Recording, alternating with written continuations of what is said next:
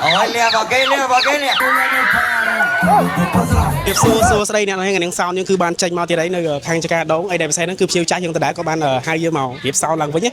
ហើយគាត់ហៅមកលើកហ្នឹងគឺកម្មវិធីខួបកណ្ដាលកូនប្រុសរបស់គាត់អ្នកនរនេះនៅខាងចកាដងគឺមន់អាំងសៀមរាបថ្ងៃហ្នឹងក៏យើងបានជួបជាមួយនឹង DJ តដែរគឺបង DJ អីដូចគ្នាថ្ងៃនេះរួមការងារដូចគ្នាដែរបងអញ្ចឹងបើសិនជាសោនយើងអត់ល្អអត់ perfect អញ្ចឹងគឺគាត់អត់ហៅយើងមកទៀតទេអញ្ចឹងបើសិនជាបងប្អូនមានតម្រូវការត្រូវការជួសសោនឬក៏ DJ បែបកម្មវិធីលក្ខណៈខុបកណ្ដាលកម្មវិធីឡើងផ្ទះកម្មវិធី private ដូចបែបអញ្ចឹងមកបងប្អូនអាចតាក់ទងមកកាន់ខាងយើងបានអញ្ចឹងយើងនឹងនាំបងប្អូនទៅមើលទស្សនាកម្មវិធីពេលល្ងាចថានឹងសប្បាយយ៉ាងណាបាទ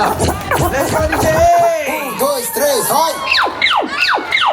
Ôi lẹ vào cái nè Đi bạn thấy vào cái nè Ôi lôi à Balança brava, o mulher não para. Vem com passar.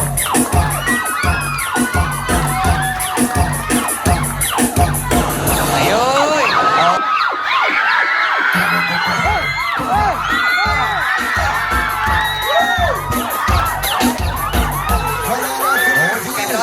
Balança brava, o mulher não para. Vem com passar.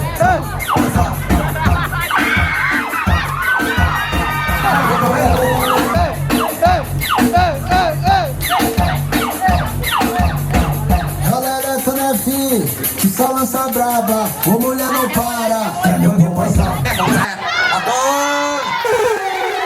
Cái thằng này bé bánh cá rồi nè xong không ở đây là bé ai so rồi nè sao mà đi chạy chạy ra không ai đi này đó đi chế sao mà đi chế sao mà chạy MC xong không ai ở đây mà ai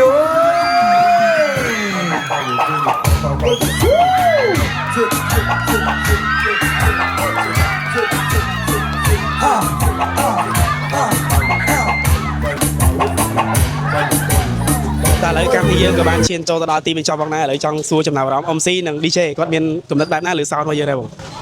ចេះថាចេះសោនគាត់លើលុយណាតម្លៃសមរម្យសោនលុយសំខាន់អត់កំណត់ពេលវេលាពីអ្នកខ្ញុំដាក់ទៅមកចប់លើមើលដាក់ទៅបានទឹកទេអញ្ចឹងអ្នកនរគ្នាដែលត្រូវការសោន